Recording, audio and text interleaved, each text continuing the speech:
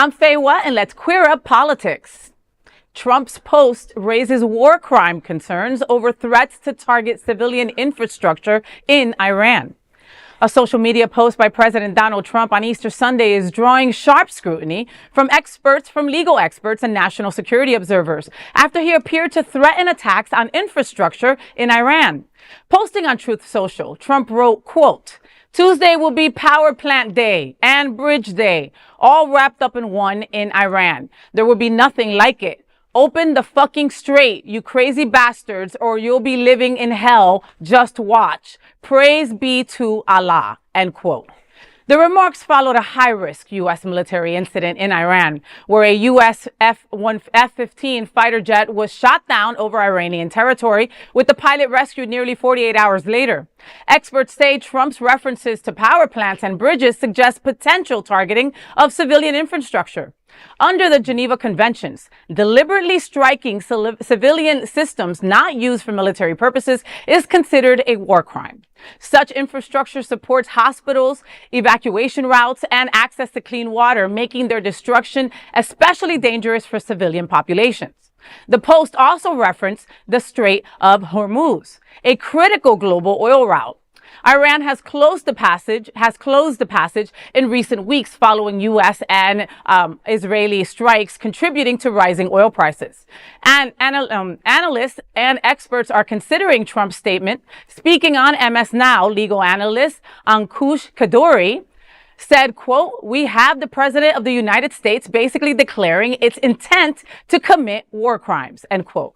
The White House has not responded to requests for comment from the media.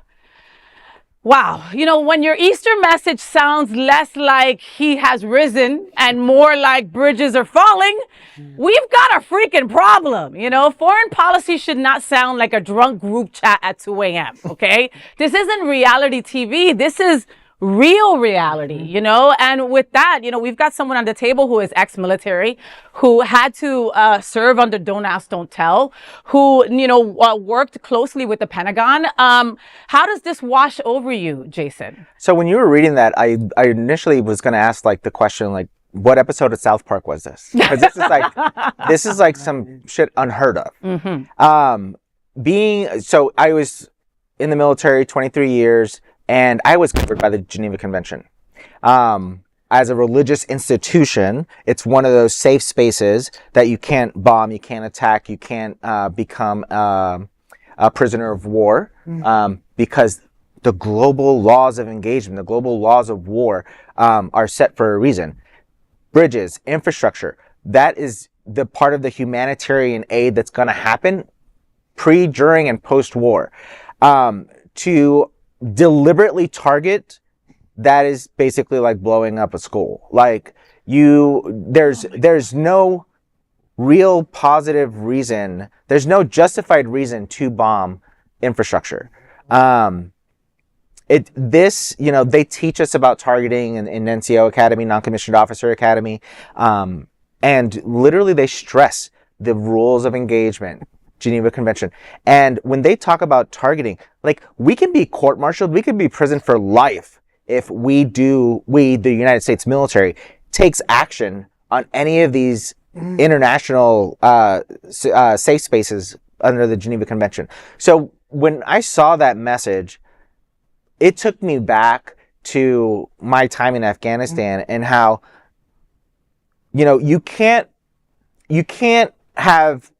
control the enemy on what they do, but you can control what the U.S. does. And for the President of the United States to say that, I cringe for every military member that's currently serving in uniform and those who are headed to basic training, that this is what they're going to be serving under for the next few years. And it's truly a disgrace to the uniform and to our country. Those poor kids, you know, because they're kids in comparison to our age at this point, and they're kids going into this, and it's just, it's heartbreaking. Brian, what do you think, baby? Well, I just think, you know, those straits, they're always doing something to us gays, because that Strait of Hormuz is really, you know, fouling us up in terms of, you know, oil prices. I understand kind of the skewed logic of wanting, to bomb things in order to get what you want, but you don't make a drunk tweet at 2:00 in the morning or an Alzheimer's tweet, a sundowning tweet at 2 in the morning. Sundowning, yeah. A sundowning tweet at 2 in the morning, because, the next thing he does is then he talks about somebody he doesn't like. It's completely, stream of consciousness, train of thought. And I'm just so sorry for the people that are going to be affected negatively, our men and women in uniform, and the people in Iran that are going to suffer the consequences of our administration. Or us, I just paid $80 to fill my gas tank. $80, boys. Greg, what are you thinking? Well, in addition to being a pedophile and a pathological liar who lives in fear of being sent to prison for his various misdeeds, demented Kenkels McTacotids is also a war criminal. He is a war criminal who thinks that rules don't apply to him, and now that he's teamed up with Miss Hegseth, he's running out of steam by the minute, and his downfall will be celebrated for generations to come. I'm not saying I disagree with anything, but all views expressed at this panel are solely those of the commentator who made them. I'm going to go a little. Don't worry, that comes up at the end with the credits. Perfect. On purpose. Okay, thank you. And there is no other, even though I agree with Greg 100%. You can put that at the end of the credits if you want to. There is no other queer nonprofit media platform like this in the entire world. Support our LGBTQ stories by sharing them and subscribing to Queer News Tonight.